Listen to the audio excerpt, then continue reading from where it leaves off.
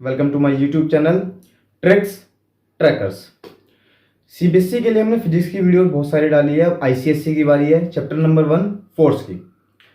तो फोर्स आप class 9th में ऑलरेडी पढ़ चुके हैं। एक छोटा सा रिकैप कर लेते हैं। अगर हम सिंपल लैंग्वेज में फोर्स की बात करें, क्या होता है? फोर्स इज ए पुश और पुल। आप भी कहते हैं कि खींचना किसी चीज को या धक्का देना, that is called force. But अगर फोर्स की हम प्रॉपर डेफिनेशन की बात करें तो फोर्स की डेफिनेशन क्या होगी? Force is an external cause due to which a body changes or tends to change its state of rest or motion or its shape। यानी बेसिकली फोर्स क्या है? फोर्स वो एक्सटर्नल शक्ति है जिसकी वजह से कोई बॉडी अपनी पोजीशन या तो चेंज करे या करने की कोशिश करे। कोई बॉडी अपनी शेप चेंज करे या करने की कोशिश करे। जैसे कि आप कहेंगे सर कोशिश कैसे कर सकते हैं? भाई मान लीजिए बहुत भारी ब्लॉक है, आप उस पर फोर्स अप्लाई करते हैं तो वो वहां पर अपनी पोजीशन चेंज करने के लिए ट्राई करता है, बट ड्यू टू फ्रिक्शन वो कर नहीं पाता। अगर फ्रिक्शन को ओवरकम कर लिया तो मोशन स्टार्ट हो जाएगा। तो हमारा जो मेन टॉपिक है, मोशन तक क्यों आया अब तक यहाँ कि मेन टॉपिक हमारा क्या है? मोशन। सबसे इंपॉर्टेंट चीज ये है कि जब हम किसी भी चीज पर फोर्स अप्लाई करते हैं तो उस बॉडी के अंदर मूवमेंट स्टार्ट हो जाता है। मूवमेंट मतलब मोशन। तो आज हम डिस्कस करेंगे सबसे पहले टाइप्स ऑफ मोशन। तो दो टाइप के हमारे होते हैं मोशन। एक होता है लीनियर और ट्रांसलेशन भी बोल देते हैं कभी कभी। एक होता है रोटेशनल। नाम से ही क्लियर है, लीनियर मतलब लाइन वाला, बिल्कुल स्ट्रेट लाइन में। अगर हम एक बॉडी पर, मान लीजिए एक मेरी बॉडी रखी है, ये बॉडी है, इस बॉडी के ऊपर मैं इस डायरेक्शन में फोर्स अप्लाई कर रहा हूँ तो बॉडी ऐसे मूव करेगी। ये बिल्कुल एक स्ट्रेट लाइन में मूव करती रहेगी, एक लाइन में, यानी कि लीनियर मोशन। ज्यादा डिटेल में डिस्कस करने की जरूरत नहीं है, बहुत सिंपल सी चीज आप आराम से समझ सकते हैं कि moving A block in A particular direction is called linear motion. Main है यहाँ पर रोटेशनल मोशन, क्योंकि रोटेशनल मोशन से बहुत सारे क्वेश्चन आपके बनेंगे और इससे बहुत सारे कॉन्सेप्ट भी आपके बनेंगे। थोड़ा ध्यान से समझिएगा। अगर मैं आपसे कहूं कि आपने जब स्कूल में एडमिशन लिया होगा अपने, तो आप वहां प्ले ग्राउंड में गए होंगे। प्ले ग्राउंड के अंदर एक वो होता है हमारा जो है प्लेइंग एरिया। तो उस सेक्शन में आपने देखा होगा कि आप उसमें एक वो होता है खेलने का जो है सिस्टम, की उसमें आप खड़े हो जाइए और ऐसे गोल गोल गोल गोल घूमते रहिए एक ही जगह पर। आप वहां कितनी भी फोर्स अप्लाई कर लीजिए, कितनी भी तेज उसे घुमा लीजिए, वो लेकिन कभी भी दूसरी तरफ या कहीं और किसी और डायरेक्शन में नहीं जाएगा। वो उसी पॉइंट के चारों तरफ घूमता ही रहेगा। तो जब हम उसे घुमा रहे हैं तो वो कहीं और क्यों नहीं जा रहा? अब जैसे मैंने इस ब्लॉक को मूव किया तो ये आगे बढ़ने लगा। हम चाहे तो इसे पीछे भी खींच सकते हैं, यानी इसकी पोजीशन चेंज कर सकते हैं। लेकिन जब कोई चीज किसी एक पॉइंट के चारों तरफ घूमती रहे, अब वो एक पॉइंट के चारों तरफ क्यों घूम रही है? वो उस पॉइंट से बंधी हुई है, वो पॉइंट वहां पर फिक्स है। तो उस पॉइंट को कहेंगे पाइवोट। ठीक है, आप इसकी स्पेलिंग भी देख लीजिएगा, PIVOT। ये इस पॉइंट पर फिक्स है।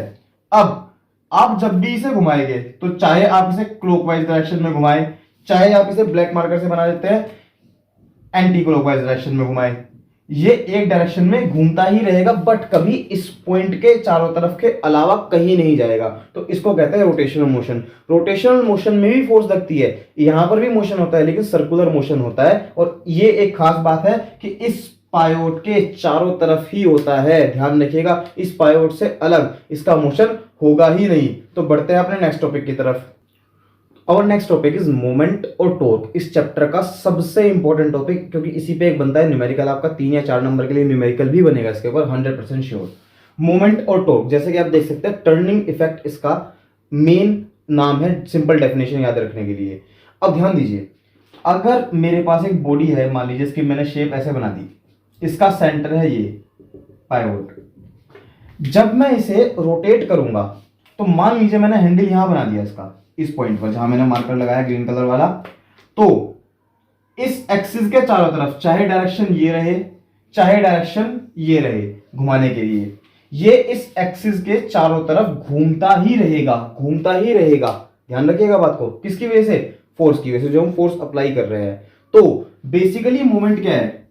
अगर मूवमेंट की बात करें, डेफिनेशन आप बुक से भी देख सकते हैं। Movement is force into displace, force into distance, जो परपेंडिकुलर डिस्टेंस है। ध्यान दीजिएगा, मोमेंट का फॉर्मूला ही इसकी डेफिनेशन भी है, और मोमेंट के फॉर्मूले से ही फैक्टर्स अफेक्टिंग भी याद कर सकते हैं। यानी आपको ज्यादा चीजें याद रखने की जरूरत नहीं, सिर्फ याद रखिएगा moment equal to force applied on the body and perpendicular distance between the point of contact and pivot. जो यहां से डिस्टेंस है ये परपेंडिकुलर डिस्टेंस, जो पाइवोट के और फोर्स ऑफ परपेंडिकुलर के बीच में डिस्टेंस वो है, अगर मान लीजिए हम इसे ऐसे एक्सिस को ड्रॉ कर लेते हैं इस डायरेक्शन में, तो ये जो परपेंडिकुलर होगा, ये परपेंडिकुलर डिस्टेंस ये हमारे बहुत काम आने वाली है, और फोर्स जो आप अप्लाई करेंगे तो इसकी आप डेफिनेशन भी याद कर सकते हैं। अब वो हो सकता है फैक्टर्स अफेक्टिंग। एक बात बताइए, मोमेंट निकालने के लिए दो चीजें चाहिए, फोर्स और डिस्प्लेसमेंट।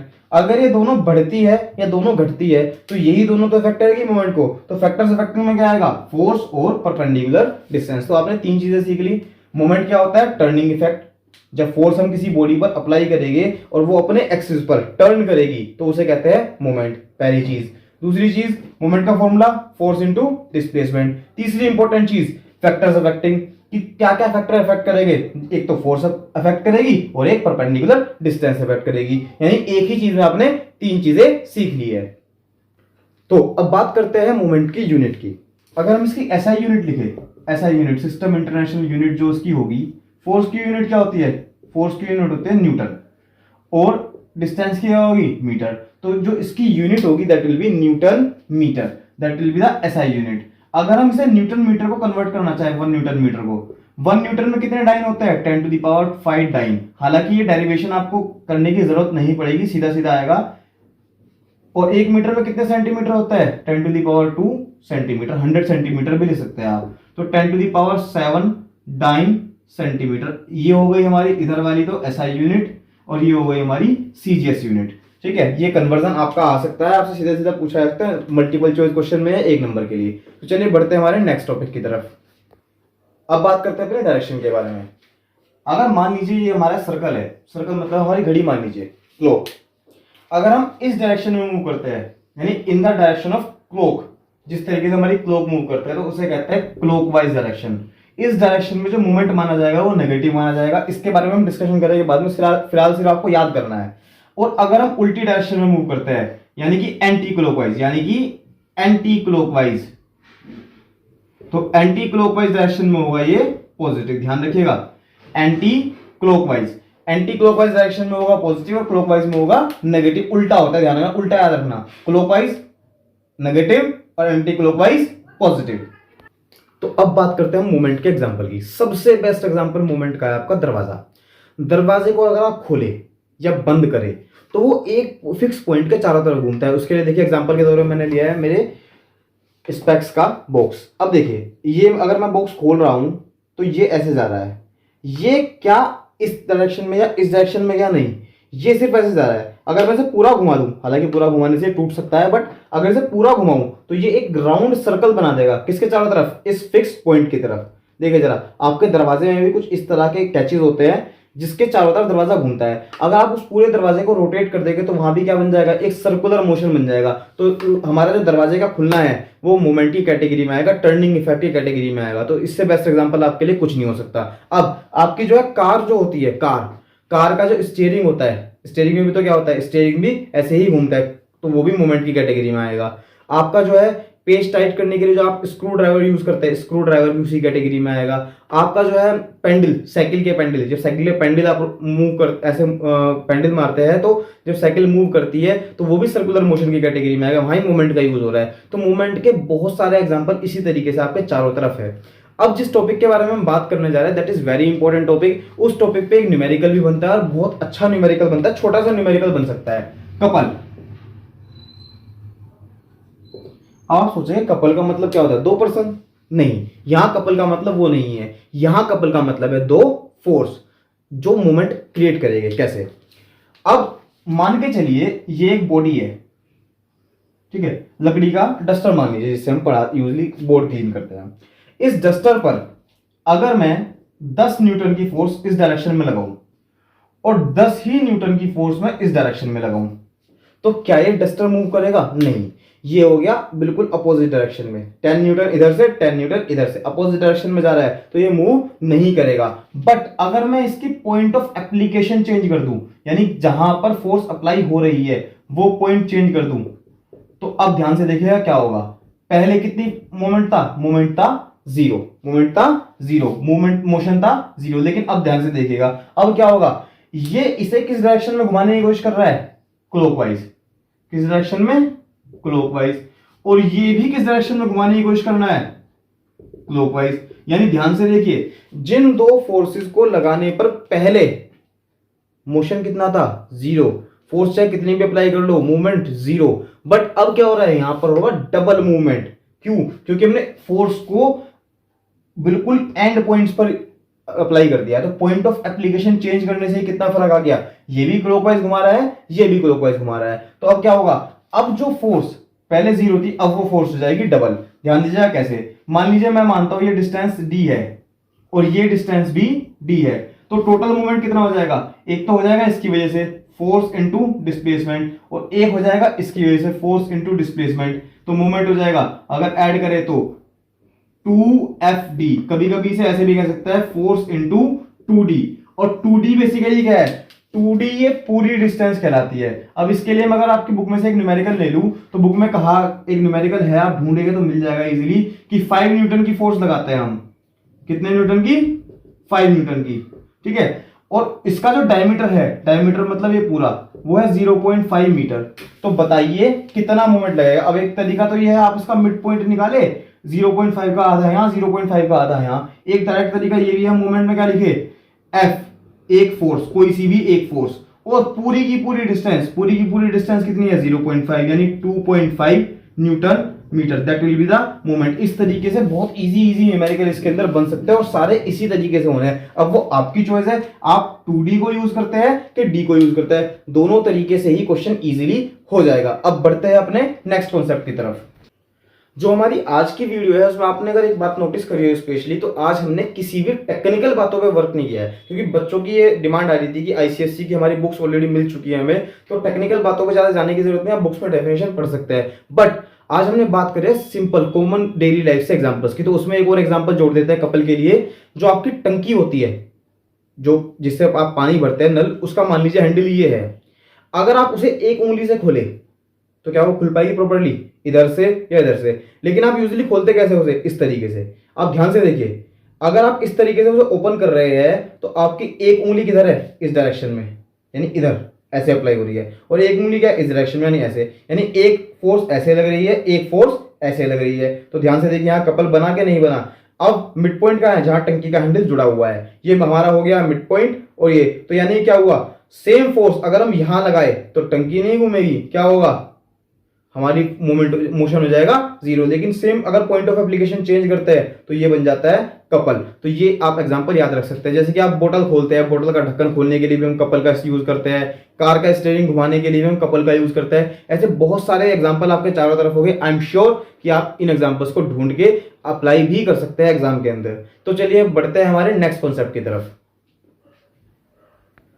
अब बात करते हैं इक्विलिब्रियम के बारे में। इक्विलिब्रियम में सबसे पहली शब्द क्या आता है, इक्वल, इक्वल यानी बराबर।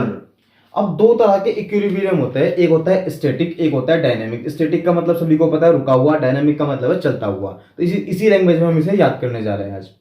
अगर मान लीजिए एक बॉडी रेस्ट पर है, स्टेशनरी बॉडी है, रेस्ट पर है, ऐसे रखी हुई है, मैं कुछ फोर्स इधर अप्लाई करता हूं, कुछ फोर्स इधर अप्लाई करता हूं, और कुछ फोर्स इस डायरेक्शन में अप्लाई करता हूं। मान लीजिए मैंने 10 न्यूटन यहां से अप्लाई करा, 5 न्यूटन यहां से अप्लाई करा, और 12 न्यूटन यहां से अप्लाई करता हूं। ये फिलहाल स्टेशनरी है, मोशन में नहीं है। तो अब क्या होगा, यहां से हम 15 न्यूटन का फोर्स लगा रहे हैं इस डायरेक्शन में, और यहां से 12 न्यूटन का फोर्स लगा रहे हैं वेस्ट डायरेक्शन में, अकॉर्डिंग टू मी। तो क्या होगा, अब 3 न्यूटन यहां पर ज्यादा है, तो इसका कुछ मूवमेंट स्टार्ट हो जाएगा due to that 3 newton force. होगा कि नहीं होगा? तो क्या ये इक्विलिब्रियम में रहा? इक्विलिब्रियम का मतलब है फोर्स लगाने से पहले बॉडी जैसी थी वैसी ही रहेगी, सेम पोजीशन में, इक्वल पोजीशन में। फोर्स लगाने की वजह से ना तो बॉडी की स्टेट ऑफ रेस्ट चेंज हो, ना स्टेट ऑफ मोशन चेंज हो। उसके बारे में हम अगले टॉपिक में ही डिस्कशन करेंगे। ये बॉडी रेस्ट में थी फोर्स लगाने से पहले, इसके ऊपर चाहे मैं दुनिया भर की फोर्सेस लगा दूं, लेकिन फोर्सेस लगने के बाद भी अगर ये बॉडी मूवमेंट नहीं करती और जिस पोजीशन में थी उसी पोजीशन में रहे, तो वो कहलाएगा स्टैटिक इक्विलिब्रियम, की रेस्ट वाली बॉडी के अंदर इक्विलिब्रियम मेंटेन रहा। अब अगर मुझे इसे इक्विलिब्रियम में मेंटेन रखना है तो मुझे क्या करना पड़ेगा, एक 3 न्यूटन की फोर्स इधर से और अप्लाई करनी पड़ेगी। देखिए जरा, 15 इधर से और 15 इधर से तो आपस में क्या कर देंगे, कैंसिल। तो टोटल कितना हो जाएगा, 0। तो इसके लिए दो बातें बुक के अंदर लिखी हुई है, आप दोनों को नोट भी कर सकते हैं और याद भी कर सकते हैं कि resultant of all the forces should be 0। जितनी भी फोर्स अप्लाई हो उनका रिजल्टेंट कितना हो, 0। अगर हम इसे मानते हैं पॉजिटिव का 10, तो ऑटोमेटिकली इधर वाली डायरेक्शन क्या हो जाएगी, नेगेटिव के 12 एंड 3, तो अल्टीमेटली कितना हो जाएगा, 0 न्यूटन। तो जितना भी फोर्स का सम है, sum of the forces, it should be 0। और इसी तरीके से जितना भी मूवमेंट है, एंटी क्लॉकवाइज हो चाहे क्लॉकवाइज हो, उन दोनों का सम भी क्या होना चाहिए, अल्टीमेटली 0। तब जाके वो कहलाएगा इक्विलिब्रियम के बारे में। यही किस्सा है डायनेमिक इक्विलिब्रियम का। बस फर्क सिर्फ इतना है, डायनेमिक में एक बॉडी ऑलरेडी मूवमेंट में होती है। मान लीजिए एक बॉडी मेरे पास है जिसकी वेलोसिटी है 20 metre per second going to a particular direction, this direction, ये जा रही है 20 मीटर पर सेकंड की स्पीड पर। मैंने इसमें कुछ फोर्स लगाई इधर की तरफ, कुछ फोर्स यहां से लगा दी और कुछ फोर्स इधर से लगा दी। अगर मैं इसके ऊपर फोर्स लगाता हूं इस डायरेक्शन, सिर्फ इस डायरेक्शन से, इसे भूल जाइए फिलहाल के लिए, तो क्या इसकी स्पीड बढ़ेगी, हाँ जी स्पीड बढ़ेगी। और अगर मैं सिर्फ इस डायरेक्शन से लगाता, इस वाली डायरेक्शन से, तो स्पीड घट जाती। लेकिन अगर मैं दोनों साइड से फोर्स लगाऊं और दोनों हो बराबर, मान लीजिए 20 न्यूटन इधर से और 10 न्यूटन इधर से, और इधर से लगा दूं 30 न्यूटन, तो क्या होगा, 30 न्यूटन इधर से लगा और 30 न्यूटन ही इधर से लगा, तो अल्टीमेटली टोटल फोर्स का सम कितना हो जाएगा, 0, क्योंकि ये पॉजिटिव डायरेक्शन में और ये नेगेटिव डायरेक्शन में। इसी तरह मोमेंट का सम भी कितना होगा, 0। तो अल्टीमेटली क्या होगा, इसकी स्पीड 20 मीटर पर सेकंड थी फोर्स लगने से पहले, और फोर्स लगने के बावजूद भी स्पीड कितनी रहेगी, वेलोसिटी 20 मीटर पर सेकंड ही रहेगी, इट विल नॉट चेंज। तो डायनेमिक यानी मोशन में और इक्विलिब्रियम मतलब सेम स्टेट में रहेगी, तो it is called dynamic equilibrium. I hope ये टॉपिक क्लियर हो गया होगा आपके। तो बढ़ते हैं अपने नेक्स्ट टॉपिक की ओर। अब जैसे कि हमने डायनेमिक इक्विलिब्रियम में पढ़ा था कि sum of all the movements acting on the body should be 0। तो ध्यान से देखिएगा एक बात, अगर हम सम करते हैं, वो एक न्यूमेरिकल है। एक बात समझिएगा, न्यूमेरिकल स्टार्ट करने से पहले बता देता हूं, ज्यादा न्यूमेरिकल के ऊपर फोकस नहीं करेंगे हम। मेन 3 न्यूमेरिकल लेके चलेंगे। 3 तरह के न्यूमेरिकल में आपको पूरे चैप्टर में जितने भी बोर्ड में आने वाले इंपॉर्टेंट क्वेश्चन है मैं आपको क्लियर करने वाला हूं। तो ध्यान से देखिएगा, पहला numerical, uniform metre rule. Uniform से यहां मतलब क्या है, यूनिफॉर्म से मेरा मतलब है कि वो मीटर रूल जो है वो पूरा का पूरा एक जैसा है। ऐसा नहीं है कहीं से मोटा, कहीं से पतला, कहीं से भारी, कहीं से हल्का, सब जगह बिल्कुल यूनिफॉर्म है, एक साथ। इस पाइवोटेड और फुलक्रम, मैंने 2 चीज बताई थी आपको। फुलक्रम चैप्टर नंबर 3 के अंदर पढ़ेंगे, तो यहाँ पाइवोटेड से काम चलाएंगे। पाइवोटेड का मतलब होता है जहां से बैलेंस होगा, मिड पॉइंट पर बैलेंस है। जब ध्यान रखिएगा, जब तक कोई भी मीटर रूल मिड पॉइंट पर बैलेंस होगा तो वहां पर आपको कभी भी मीटर रूल का वेट यूज नहीं करना है। मैं आपको लिख भी देता हूं, अगर मिड पॉइंट पर पाइवोटेड है, मिड पॉइंट पर पाइवोटेड है, तो वेट ऑफ स्केल कभी भी यूज नहीं होगा। ये बात आप वीडियो पॉज करके नोट कर सकते हैं, सबसे इंपॉर्टेंट बात है, सभी क्वेश्चन में काम आएगी। अगर पाइवोटेड है मिड पॉइंट पर तो वेट ऑफ रूल कभी आएगा ही नहीं क्वेश्चन के अंदर यूज। अब a weight of 50 GF, 50 GF का जो वेट है is suspended at one end of it, उसके एक एंड पर लगाया हुआ है। पहले एक डायग्राम बना लेते हैं छोटा सा, इस बात को यहां से कर देते हैं रफ, क्योंकि हमारी इस क्वेश्चन में यूज नहीं होनी है। तो ध्यान देते हैं, मान लीजिए ये आपका मीटर रूल है जिस पर मार्क्स बनाए हुए हैं 0, ये है हमारा 50, ये है हमारा 100। तो यहां पर तो पाइवोट किया हुआ है, पाइवोट मतलब बैलेंस किया हुआ है, ठीक है। अब एक एंड पर लगाया 50 जीएफ, तो मान लीजिए एक एंड यही मान लीजिए, यहां पर 50 जीएफ का वेट हमने सस्पेंड किया हुआ है। वेयर शुड, कहां पर हम एक वेट लगाए 100 जीएफ का, 100 जीएफ का वेट लगाना है ताकि ये हॉरिजॉन्टल रहे, हॉरिजॉन्टल मतलब बैलेंस रहे। अब 50 जीएफ इधर लगाया हुआ है तो ऑब्वियस सी बात है ये इधर झुक जाएगा, तो वेट किधर लगाना पड़ेगा, इधर की साइड। ध्यान रखिएगा जिस तरफ वेट लगा चुका है उससे दूसरी तरफ हमें वेट लगाना है ऐसे क्वेश्चंस के लिए।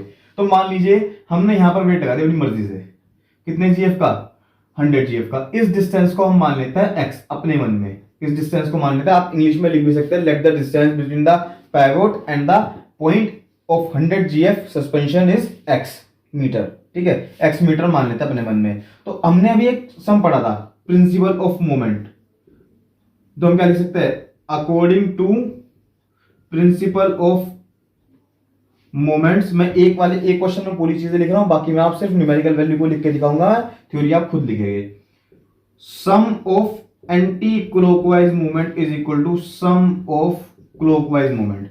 अगर हम बात करें एंटी क्लॉकवाइज की, तो यहां से यहां तक की डिस्टेंस हमने आपको पहले ही बताया था कि किसी भी पॉइंट ऑफ कॉन्टेक्ट से पाइवोटेड डिस्टेंस की डिस्टेंस देखेगा, यहाँ है 0, यहाँ है 50, तो बीच में डिस्टेंस कितनी हो गई 50। तो मोमेंट होता है फोर्स इनटू डिस्टेंस, फोर्स कितनी है 50 और डिस्टेंस कितनी है 50। अब बात करते हैं क्लॉकवाइज मूवमेंट, इसकी डिस्टेंस कितनी है x और फोर्स कितनी है 100, तो x क्या हो जाएगा 50 इंटू 50 अपॉन 100, 0 0 5 5 जा 25। अब यहां पर 25 सेंटीमीटर आने का मतलब 25 सेंटीमीटर मार्क नहीं होगा, ध्यान दीजिएगा।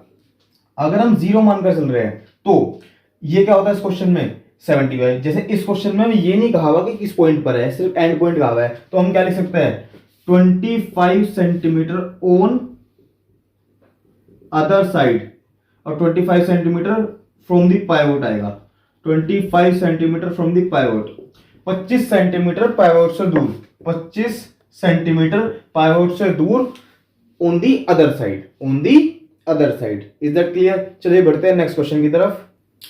तो बढ़ते हैं अपने नेक्स्ट क्वेश्चन की तरफ। यूनिफॉर्म मीटर, यूनिफॉर्म का मतलब जानते हैं कि पूरा एक सार है। बैलेंसेस हॉरिजॉन्टली, बैलेंस होता है ऑन ए नाइफ एज, चाकू की नोक पर, चाकू की नोक पर बैलेंस होता है एट दी 58 सेंटीमीटर मार्क। यहां आ जाता है क्वेश्चन में कैच, बहुत ही इंपॉर्टेंट बात, ध्यान से देखिएगा। 58 सेंटीमीटर पर बैलेंस हुआ है। हमने आपसे कहा था कभी भी क्वेश्चन के अंदर अगर 50 सेंटीमीटर दे रखा है या मिड पॉइंट दे रखा है तो वहां मीटर रूल का वेट आपसे पूछा ही नहीं जा सकता। देखिए यहाँ 58 सेंटीमीटर कह दिया और तुरंत आपसे सेकंड पार्ट में पूछ रखा है what is the weight of the rule. जिस रूल की हम बात कर रहे थे उस रूल का वेट क्या है। तो मान लीजिए ये आपका डायग्राम है रूल का, 0, 100 and this is the point of 50 वाला पॉइंट। अगर ये यहीं पर बैलेंस होगा, यहीं पर बैलेंस होगा तो इधर का और इधर का वेट ऑटोमेटिकली बराबर होगा, तो रूलर का वेट कभी कंसीडर ही नहीं करा जाएगा। लेकिन ये बैलेंस है 58 सेंटीमीटर वाले मार्क पर। मान लीजिए 58 सेंटीमीटर का मार्क ये है, ये इस जगह पर हमने क्या लगा रखा पाइवोट। तो मीटर का जो रूल का बैलेंस वेट होता है वो वेट हमेशा कहां लगेगा 50 सेंटीमीटर पर ही लगेगा, मिड पॉइंट पर ही लगेगा। ये बात ध्यान रखिएगा, बहुत इंपॉर्टेंट बात है।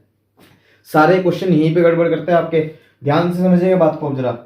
अब 58 सेंटीमीटर पे आपने क्या किया है बैलेंस, अगर इस वेट को भी छोड़ दे फिलहाल के लिए तो एक बात समझिए, 58 सेंटीमीटर पर बैलेंस करने का मतलब क्या है कि इधर का वेट, इधर देखिए यहाँ है 0 से लेकर 58 तक, यहाँ है 58 से लेकर 100 तक, यानी यहाँ पे डिस्टेंस है कम, यहाँ पर डिस्टेंस है ज्यादा। इसका मतलब क्या है, यहाँ का वेट कम है और यहां का वेट ज्यादा है। यानी कि अगर हम ध्यान से देखें, अगर मुझे 20 GF का जो वेट क्वेश्चन के अंदर कह रखा है, पढ़िए जरा question, when A weight of 50 GF is suspended from one and, अगर एक एंड से, अब मुझे क्या पता कौन सा एंड है, अगर मैं इधर लगाया था 20 GF का वेट तो फिर बैलेंसिंग का जाएगी गड़बड़। ध्यान से देखिए 20 GF का वेट हमें किधर लगाना चाहिए, ये सोचने वाली बात है कि 20 GF का वेट हमें कहां लगाना है। ध्यान से देखिए इधर का एरिया ज्यादा है, इधर का एरिया कम है, तब भी ये से बैलेंस कर रहा है। ये बैलेंस कब कर सकता है, जब हम 20 GF का वेट किस एंड पर लगाए, इस एंड पर। ये जो एंड पॉइंट है हमारा, इस एंड पॉइंट पर लगाए 20 GF, तभी तो जाके होगा बैलेंस। और ध्यान रखिएगा मीटर रूल का वेट, चाहे मीटर रूल कोई कितना भी बड़ा हो, उसके मिड पॉइंट पर ही रहेगा हमेशा। और मिड पॉइंट पर कब से वेट कब कैलकुलेट करा जाएगा, जब उसका पाइवोट मिड पॉइंट से हट गया हो। समझ गए लॉजिक? चलिए बढ़ते आगे। अब अगर मैं इसके बीच की डिस्टेंस की बात करूं, फोकस करते हैं यहां पर, क्वेश्चन के ऊपर फोकस करते हैं। तो इसके बीच की डिस्टेंस कितनी है 8, ध्यान रखिएगा 8 सेंटीमीटर या 8 मीटर डिपेंड करता है क्वेश्चन पे, तो 8 सेंटीमीटर है क्वेश्चन के अंदर। और यहां से यहां तक की डिस्टेंस कितनी है, कैलकुलेट कर लीजिए, 100 में से 58 माइनस कर दीजिए, कितना बचा 42 सेंटीमीटर, 42 प्लस 8 50 सेंटीमीटर। बात समझिएगा बड़े ध्यान से, हमें हमेशा डिस्टेंस क्या लेनी है, वेट और पाइवोट के बीच की। यहां पर वेट ये रहा, पाइवोट ये रहा 8 सेंटीमीटर, यहां पर वेट ये रहा, पाइवोट ये रहा, इसके बीच की डिस्टेंस 42 सेंटीमीटर, ऐड करके देगा 50 आ गया। अब ध्यान से देखे तो ये किधर भागेगा, एंटी क्लॉकवाइज, और ये किधर भागेगा क्लॉकवाइज। तो आप पिछले क्वेश्चन में जाकर सारी थ्योरी नोट कर सकते हैं, मैं यहाँ थ्योरी बिल्कुल नहीं लिखूंगा। तो सम ऑफ एंटी क्लॉकवाइज मूवमेंट्स, अब इसकी वेट कितना है W और डिस्टेंस है 8, इसका वेट कितना है 20 और डिस्टेंस कितनी है 42। तो बेसिकली अगर देखा जाए तो वेट कितना होगा 20 इंटू 42 अपॉन 8। पहले कर देते हैं 2 से डिवाइड तो बचा 4, 2 से डिवाइड कर देते हैं 21, 4 से डिवाइड करते हैं तो क्या बचता है 5, 5 से करते हैं मल्टीप्लाई, तो 105 GF। ध्यान से देख लीजिए जरा, बहुत इजीली आपका सॉल्यूशन आ गया। बस समझने वाली बात यह है कि आपका वेट किधर लगा है, उधर क्यों लगाया है, और पाइवोट की वजह से स्केल का वेट कैसे आ रहा है। इस क्वेश्चन को अगर आप समझ लेते हैं इन दोनों क्वेश्चन को लगातार, तो सारे क्वेश्चन हो जाएंगे। चलिए बढ़ते हैं नेक्स्ट क्वेश्चन की ओर। तो बढ़ते हैं हमारे नेक्स्ट क्वेश्चन की तरफ। The next question is uniform metre rule. Uniform का मतलब आप जानते हैं कि बिल्कुल एकदम यूनिफॉर्म रहेगा। ऑफ मास 100 ग्राम। यहां मीटर रूल का आपको मास दे दिया। मीटर रूल का जहां आपको मास दे दे, समझ जाइएगा कि वो अपने मिड पॉइंट से भटक चुका है, बैलेंस कहीं और चला जाएगा। इस बैलेंस उन्हें फलक्रम, फलक्रम हमने डिस्कस किया था, पॉइंट आएगा फलक्रम या pivot at mark 40 centimetre. 40 centimetre के ऊपर थोड़ा मार्कर चल गया है, देख लीजिए ध्यान से। 40 centimetre bye suspending an unknown mass m at the mark 20 centimetre. तो पहले हम डायग्राम बनाते हैं। डायग्राम बनाते ही एकदम हो जाएगा क्वेश्चन फर्स्ट क्लास तरीके से क्लियर। यह है 0 वाला मार्क, यह है 50 वाला मार्क, और यह है हमारा 100 वाला मार्क। Is that clear? 50 वाले मार्क को और क्लियर बना लेते हैं एकदम। अब हमें पता है किसी भी मीटर रूल का जो बैलेंस होता है वो कहां होता है, 50 वाले मार्क पे। तो यहां 50 वाले मार्क पर क्या बनाएंगे, एक वेट। मीटर रूल का वेट हमें क्वेश्चन में गिवन है, इस वाले क्वेश्चन में 100 ग्राम, पिछले वाले में हमें कैलकुलेट करना था। मीटर रूल बैलेंस कहां पर है, 40 सेंटीमीटर के मार्क पर। 40 सेंटीमीटर का मार्क मान लीजिए यहां पर है, तो यहां पर लगा देते हैं हमारी पाइवोट फलक्रम। अब अननोन मास लगा रखा है m, जो मुझे पता नहीं है कितना है, बट 20 सेंटीमीटर पे लगा रखा है। अब चेक कीजिए, हम अगर लास्ट टाइम वाला दो जगह है, देखिए जरा ध्यान से। ये छोटा हिस्सा है तब भी भारी है, ये बड़ा हिस्सा है तब भी इसके बराबर है। इसका मतलब क्या है, जो भारी हिस्सा है वहीं पर कोई ना कोई वेट लगाया गया हुआ, और ये हुआ भी है क्वेश्चन के अंदर। 20 सेंटीमीटर वाले मार्क पर एक अननोन मास लगाया हुआ है m, जिसकी वजह से सारा बैलेंस बिगड़ा हुआ है। तो सबसे पहला फर्स्ट पार्ट हम करते हैं, find the value of m। तो चलिए फोकस करते हैं इस क्वेश्चन, इस पार्ट के ऊपर। तो चलिए सोल्व करते हैं न्यूमेरिकल। सबसे पहली चीज, इसका मास कितना है, m, और इसकी पाइवोट से डिस्टेंस कितनी है, इसकी पाइवोट से डिस्टेंस है 20। तो m इंटू 20। थ्योरी आप लास्ट क्वेश्चन को देखकर लिख सकते हैं। इसका मास कितना है, 100, और पाइवोट से डिस्टेंस कितनी है, ध्यान रखिएगा ये डिस्टेंस देंगे जीरो से कितनी है, पाइवोट से देखिए कितनी है, पाइवोट से है 10। तो 100 इंटू 10, तो m कितना हो गया, 100 इंटू 10 अपॉन 20, यानी कि 50 ग्राम देखा जाए तो। क्योंकि इसकी यूनिट यहाँ ग्राम में है तो इसकी भी यूनिट ग्राम में रहेगी। इसकी अगर जीएफ में होती तो इसकी भी जीएफ में होती, इसकी केजीएफ में होती तो इसकी भी केजीएफ में होती। First part solve. अब बात करते हैं नेक्स्ट पार्ट की। To which side the rule will move, किस तरफ हमारा जो रूलर है वो मूव करेगा if the mass m is moved to mark 10 centimetre. अगर हमारा जो ये m मास हमने लगाया था, जो हमें पहले नहीं पता था अब तो पता है, इसे हम 10 सेंटीमीटर के मार्क पर अगर रख दे तो न्यू पोजीशन फिगर में थोड़ा चेंज कर देते हैं। अगर इस m मास को 10 मीटर के उस पर प्लेस पर रख दे तो क्या होगा, m मास कितना है हमारा 50 ग्राम। फर्स्ट पार्ट को कर देते हैं हम रफ। तो चलिए बढ़ते हैं सेकंड पार्ट की तरफ, स्वैग के साथ करेंगे सेकंड पार्ट। तो अब हमें पहले सेकंड पार्ट के लिए एंटी क्लॉकवाइज और क्लॉकवाइज मूवमेंट अलग अलग निकालना है। तो एंटी क्लॉकवाइज मूवमेंट निकालते हैं पहले। एंटी क्लॉकवाइज मूवमेंट ये वाला होगा 50 ग्राम इंटू यहां से यहां तक की बीच की डिस्टेंस कितनी होगी 30। तो ये कितना हो गया 5 दिया 15, 1500 जी एम लिख लेते हैं, ठीक है। जी एफ एम लिख सकते हैं, इसे न्यूटन मीटर भी लिख सकते हैं, 10 सेंटीमीटर, इसकी यूनिट नहीं लिखते फिलहाल, यूनिट आप खुद लिख सकते हैं। क्लॉकवाइज मूवमेंट की बात करते हैं। क्लॉकवाइज मूवमेंट कितना होगा, 100 ग्राम यहां पर है और 10 इनके बीच में, यानी कितना हो गया 1000। कितना हो गया 1000 जी एफ सेंटीमीटर लिख लेते हैं, अभी जी एफ सेंटीमीटर लिख देते हैं। अब ध्यान से देखिए, क्लॉकवाइज मूवमेंट तो है सिर्फ 1000 और एंटी क्लॉकवाइज कितना है 1500। कौन ज्यादा है, एंटी क्लॉकवाइज। एंटी क्लॉकवाइज ज्यादा है तो रूलर किस तरफ टिल्ट होगा, एंटी क्लॉकवाइज डायरेक्शन में। तो हम लिख सकते हैं एंटी क्लॉकवाइज डायरेक्शन में रूलर होगा टिल्ट। और कितना होगा वो भी लिख सकते हैं आप, कितना होगा 500 GF centimetre. Is it clear? I think ये समझ में आ चुका होगा आपके। अब बात करते हैं अगले पार्ट की। अगला पार्ट हमारा क्या है, अगला पार्ट कहता है what is the resultant movement now, जो हम ऑलरेडी निकाल चुके हैं 500 GF centimetre in the direction of anti clockwise. तो थर्ड पार्ट भी हमारा हो गया solve. Fourth part the most interesting part, ध्यान से देखिए, how it can be balance. अब इसे बैलेंस कैसे करा जा सकता है, अगर 50 ग्राम का मेरे पास मास है तो अगर मुझे इसे बैलेंस करना है, ये ध्यान से देखिए, लेफ्ट हैंड अगर मेरी साइड से बात करूं, मैं सामने से देखते, सामने से देखने पर लेफ्ट हैंड की तरफ झुक रहा है, तो अगर मैं राइट हैंड की साइड कोई मास लगा दूं, कोई मास लगा दूं, कितने ग्राम का, 50 ग्राम का। अब ये कहां रखना है मुझे क्या पता। देखिए ध्यान से, एंटी क्लॉकवाइज मूवमेंट कितना है, 50 ग्राम इंटू कितनी डिस्टेंस है, 30, यानी कि टोटल मिला के 1500। अब क्लॉकवाइज मूवमेंट की बात करें तो एक तो 100 ग्राम का वेट है, कहां रखा हुआ है, 10 सेंटीमीटर दूर, और एक नया 50 ग्राम का वेट है, नया 50 ग्राम का वेट वो कहां रखा है, एक्स। मान लीजिए 50 ग्राम का वेट मैंने यहां रख दिया, और इसकी डिस्टेंस मान लेता हूं मैं अपने मन में एक्स। ठीक है, तो ये किसके बराबर होना चाहिए, इस 1500 के, sum of clockwise movement sum of anti clockwise के बराबर होना चाहिए, यानी 1000 प्लस 50x इक्वल टू 1500। आप 10th क्लास में है, इजीली ये सोल्व कर सकते हैं। उधर ले जाए कितना हो जाएगा 500, और x कितना हो जाएगा 10 सेंटीमीटर। अब 10 सेंटीमीटर का मतलब क्या है, जहां पर 100 रखा है वहीं पे, यानी 50 सेंटीमीटर के मार्क पर, यानी कहां रखा जाएगा 50 सेंटीमीटर के मार्क पर। अगर मैं 50 ग्राम वेट रख दूं, इत्तेफाक से 50-50 आ गया है, अदरवाइज कुछ और वैल्यू भी आ सकती है इसकी। 50 सेंटीमीटर के मार्क पर रखने पर ये एग्जैक्टली बैलेंस हो जाएगा। आई थिंक ये क्वेश्चन आपको बहुत हेल्प करने वाला है, क्योंकि आपने इसे अच्छे से समझ लिया है, सारे क्वेश्चंस इसी के बेस पर हो गए। तो चलिए बढ़ते हैं हमारे नेक्स्ट कॉन्सेप्ट की तरफ। Our next topic is center of gravity. As you can see on the board, definition आपके सामने है center of gravity की, आप इजीली इसे याद भी कर सकते हैं। समझाने के लिए मैं बिल्कुल सिंपल लैंग्वेज में बता देता हूं आपको, बिल्कुल शुद्ध हिंदी देसी लैंग्वेज में।